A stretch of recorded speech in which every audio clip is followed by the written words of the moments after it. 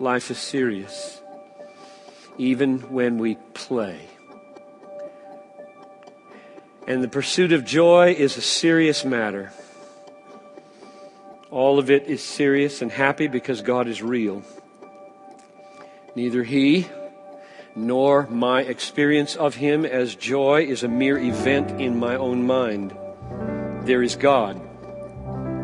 There is objective truth. There is the gospel. And there is joy. And that God-glorifying joy is the great end of life. In it, God's glory and human joy meet without conflict. Why is the pursuit of joy such a serious matter? That's the question John Piper answers from the life of C.S. Lewis in this episode of Light and Truth. This talk was originally given at the Desiring God 2010 Conference for Pastors. Lewis' experience of the pursuit of joy and the mistakes he made has had a huge effect on the way I think about the assurance of salvation. How do you counsel people who come to you, as they do to me almost every week, with questions about the assurance? How can I know I'm real? You preach in such a way that I almost feel like I'm not a Christian every week. So help me. And I spend huge amounts of time. I wrote a whole book about that. When I don't desire God. Trying to help people with that issue. Well, Lewis has helped me amazingly with this. This is very profound. What he discovered is that the effort to know the experience of joy by looking at the experience of joy is self-defeating. He wrote this: I saw that all my waitings and watchings for joy, all my vain hopes to find some mental content on which I could, so to speak, lay my finger and say, this is it, had been futile attempt to contemplate the enjoyed. It can't be done. For the moment we step outside ourselves to contemplate our enjoying, we are no longer enjoying. And there's nothing to see.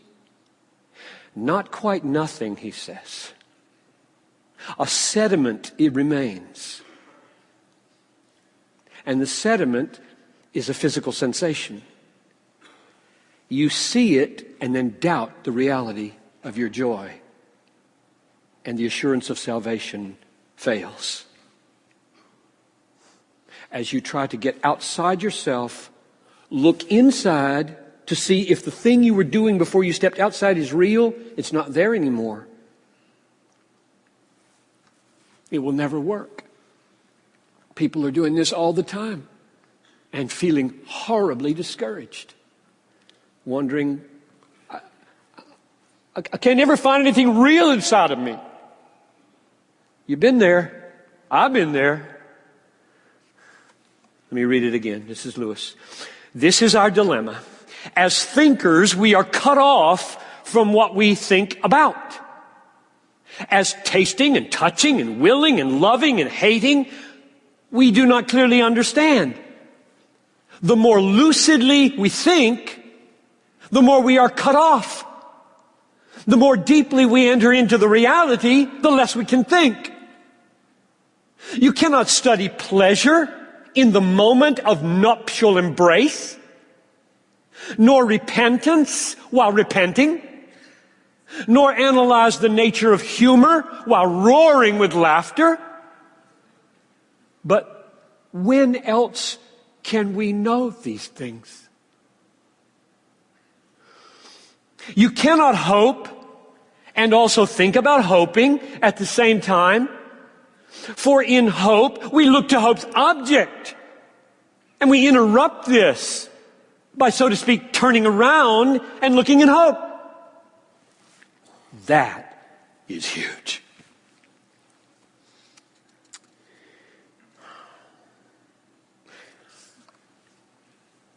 What this has meant is, first, that I now see that the pursuit of joy must always be indirect.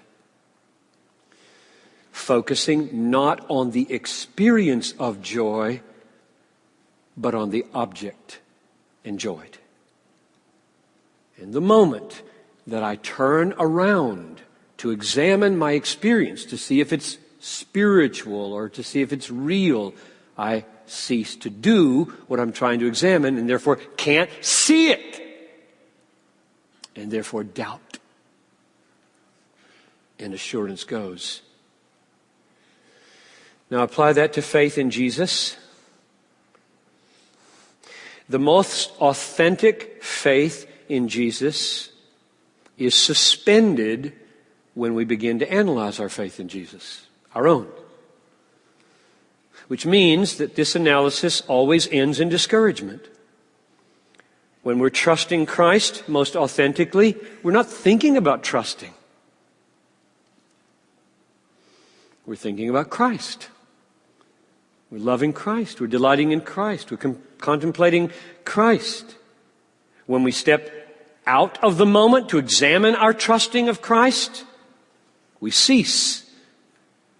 And all we see is the sediment there of some psychological leftover, and it looks highly suspicious. So my counsel to strugglers week after week is relentlessly, look to Jesus, look to Jesus, look to Jesus, and pray for eyes to see. When we're in our prayer room before preaching, before worship, weekend after weekend, you will hear prayers almost every time for self-forgetfulness. It's what we mean by authenticity in worship, preaching. When I'm preaching, I don't want to have a sweet sense that I'm preaching well. I want no sense that I'm preaching. None. I don't want to know that I'm preaching. I don't want to think that I just did that.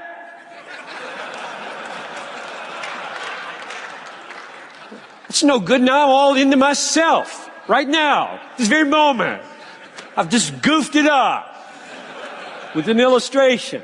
You see what I'm saying? You just don't want any of that nice approval stuff. I don't want anything about Piper. I want totally there, in the text, in the reality, there. That's a gift. It rarely comes in a sustained way, but when it comes later, you say, yes, it happened. It happened for a few minutes. And that's what heaven will be. The incompleteness of duty without delight. I don't know if you're going to go here tonight, Sam, but I get to jump on you this time if you do. You got to understand how good it is for me to sit here and listen to Sam talk. Because you obviously know we're saying the same thing, right? Because we both drunk at the same well, right? He drunk at Edwards, I drunk at Edwards. He drunk at Lewis, I drunk at Lewis. We've drunk from each other's books. This is just sweet. I've never been in anything like this before, to have myself come back at me so beautiful.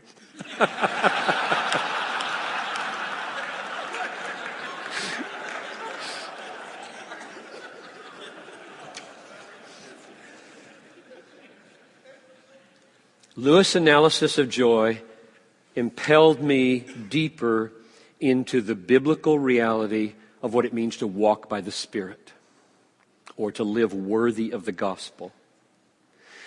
Until we are gripped with joyful impulses of the gospel, joyful inner impulses of the gospel of grace from the inside, until we're gripped by that, we're always thinking in terms of doing external duties with pressures from outside. So here's the list of stuff to do. God will be pleased if we do it. And now we're going to work up the willpower to do it. That's just a religion. That's religion. That's morality. Christian hedonism, C.S. Lewis at this point, is massively penetrating and insightful. Listen to these two quotes. One of them I had never seen before. Somebody mailed it to me. I should give them credit. David may be able to remember who sent it to me. I think it might be Tony Reineke. Okay. Thank you, Tony, wherever you are, for sending me this "oh hell" quote. This is not it. I'll tell you when I get there. A perfect man would never act from a sense of duty. He'd always want the right thing more than the wrong one. Duty is only a substitute for love of God or of other people, like a crutch, which is a substitute for a leg. Most of us need the crutch at times, but of course, it's idiotic to use the crutch when our legs, our own loves and tastes and habits, can do the journey on their own.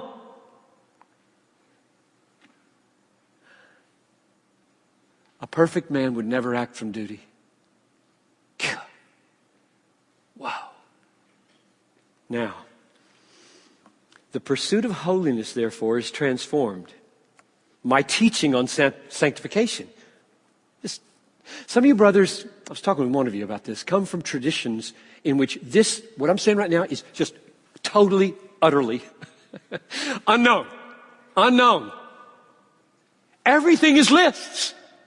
Conformity to external pressures in the church. Dress a certain way, talk a certain way, do stuff. And he's saying, no good man acts that way. You say, well, wait a minute, we built a whole church around that. Now, here's the really profound thing. This next quote, this is the one from the Oxford History of English Literature. And it's about the Reformation, it's about Puritans, and it's about William Tyndale in particular. What was William Tyndale about? What were the Protestant reformers about? Listen to this. This is good.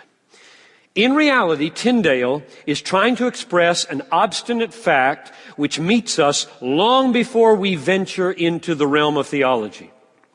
The fact that morality or duty, what he calls the law, never yet made a man happy in himself or dear to others. It is shocking, but it is undeniable. We do not wish either to be or to live among people who are clean or honest or kind as a matter of duty. We want to be and associate with people who like being clean and honest and kind. The mere suspicion that what seemed an act of spontaneous friendliness or generosity was really done as a duty subtly poisons it. In philosophical language, the ethical category is self-destructive. Morality is healthy only when it is trying to abolish itself.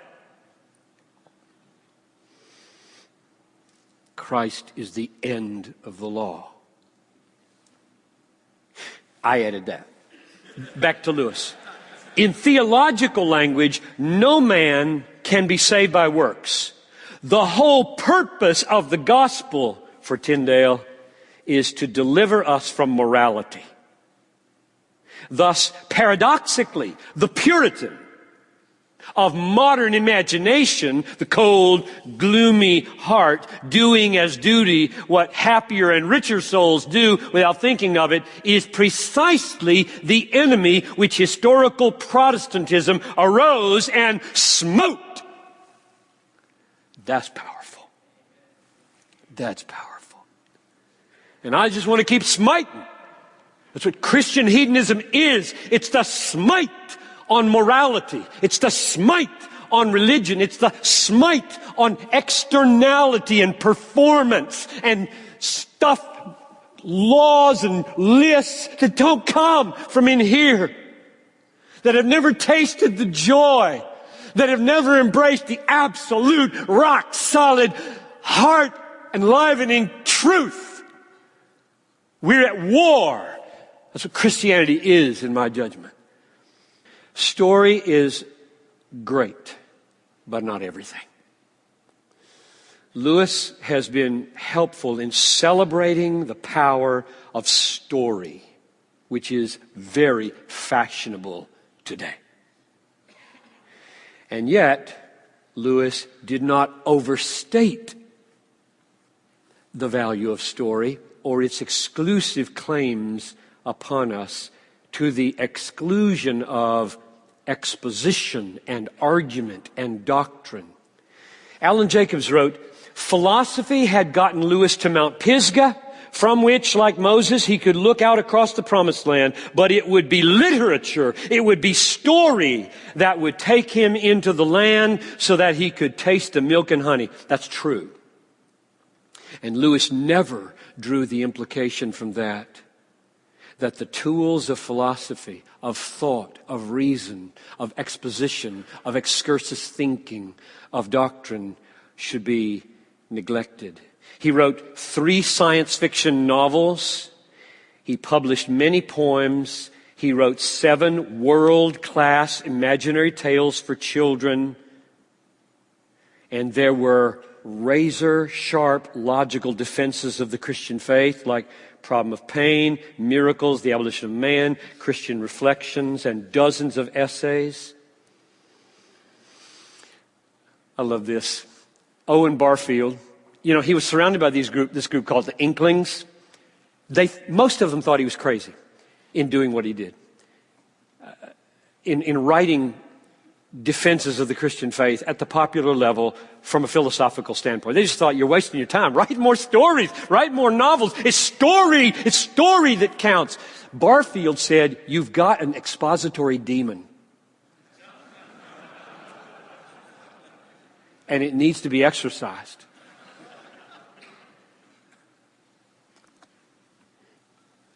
I thank God that Lewis never permitted his expository demon to be exorcised. I think he got it just about right. Handful of children's books, handful of science fiction novels, handful of poems, handful of razor-sharp logical defenses of Jesus. That's pretty good. You take the expository demon out of C.S. Lewis, everything fails. He could not have written what he wrote without this demon. You understand how I'm using the word demon. Just the opposite. I am deeply thankful that he would not be pressed into what many today are experiencing as a lopsided, unbiblical view of story. Story is precious and powerful. And the Bible has plenty of it. But explanation, exposition, doctrine are crucial to life. Poetry, marriage, children. You try to strip away logic, reason, thinking, exposition, linear argument from your life and replace it only with story, this will be one great cloud of unknowing. Both of them in Lewis are deepened and enriched by the other, and I thank God for it. Finally, Lewis' conception of our final eternal joy in the presence of God and what an unspeakable wonder that will be, final joy, and what a wonder that will be, enables him to stand in God-exalting awe of what it means to be human.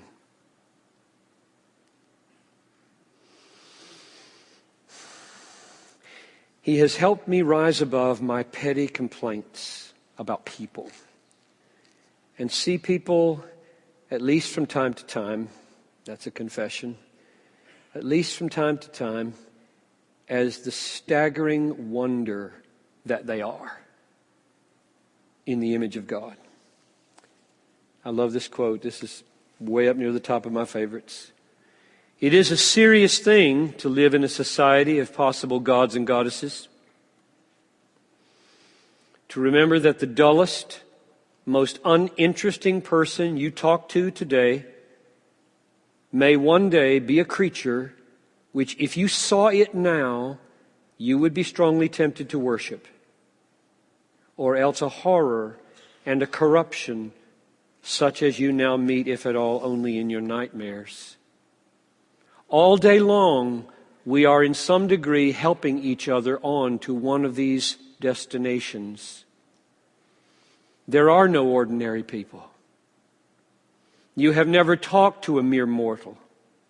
Nations, cultures, arts, civilizations, these are mortal, and their life is to ours as the life of a gnat.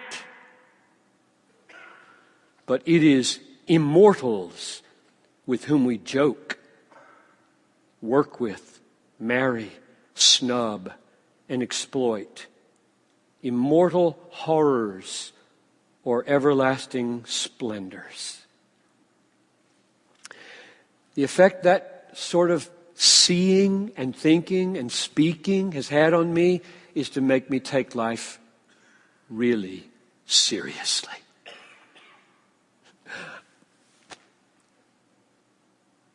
Really seriously. Every human being, really, really, really seriously. Immortal horrors or everlasting wonders standing in front of me. In the city, at church, in the store. Don't get it wrong. To take life seriously doesn't mean to become morose. I hope not. Quote, we must play, but our merriment must be of that kind, and it is in fact the merriest kind, which exists between people who have, from the outset, taken each other seriously. No flippancy, no superiority, no presumption. So in conclusion, life is serious, even when we play. And the pursuit of joy is a serious matter. All of it is serious and happy because God is real. Neither He nor my experience of Him as joy is a mere event in my own mind. There is God. There is objective truth. There is the gospel. And there is joy.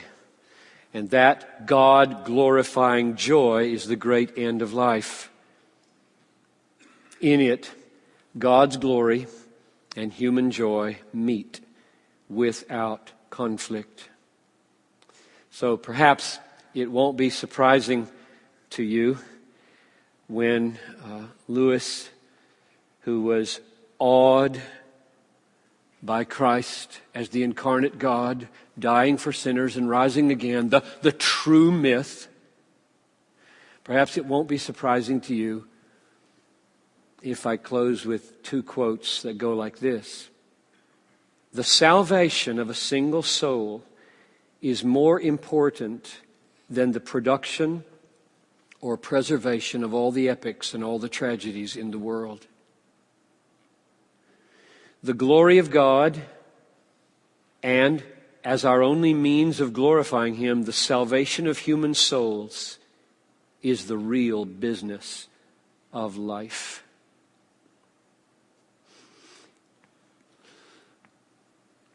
I sent David last night one last long footnote, and it was a response of Lewis to Norman Pittenger in the 1950s, a liberal theologian in America who wrote in the magazine Christian Century a critique of Lewis's oversimplified treatment of the Trinity in a popular work. And just to give you a flavor of this man's heart, I'm going to read you that footnote and then I'll pray. Most of my books are evangelistic, addressed to those outside. When I began, Christianity came before the great mass of my unbelieving fellow countrymen, either in the highly emotional form offered by revivalists or in the unintelligible language of highly cultured clergymen. Most men were reached by neither. My task was therefore simply that of a translator, one turning Christian doctrine, or what I hope to be such, into vernacular, into language that unscholarly people would attend to and could understand. Dr. Pittenger would be more helpful critic if he advised a cure as well as asserting many diseases. How does he himself do such work? What methods and with what success does he employ when he's trying to convert the great mass of storekeepers, lawyers, realtors, morticians, policemen, and artisans who surround him in his own city? This is Light and Truth, God-centered preaching to help you see Christ clearly and treasure Him truly. I'm your host, Dan Kruver. Thank you for listening. On our next episode, John Piper begins a 12-part series titled, What Makes God Happy? I hope you'll join us. For more resources, visit desiringgod.org.